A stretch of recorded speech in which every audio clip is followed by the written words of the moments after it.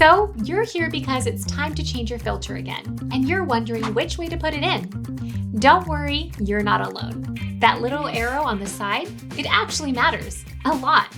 Let's clear it up. Every air filter has an airflow direction arrow printed on the frame. That arrow tells you which way air should flow through the filter. Here's the rule. The arrow should always point toward your HVAC system, not toward the room. If you're replacing a filter in a wall or ceiling vent, the arrow should point into the ductwork.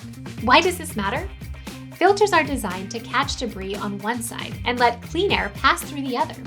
Installing it backward can reduce airflow, strain your system, and lower efficiency, meaning higher energy bills. Think of it like a coffee filter. If you put it in upside down, the water won't flow through properly, and you'll end up with a mess. Your HVAC filter works the same way. That's it. Simple but important. If you're replacing your filter soon, check out our other short videos for more quick air filter tips, and be sure you are using the right filter for your needs. Thanks for tuning in. I'm Miranda, by the way, and I'll be back tomorrow with Simply Filters.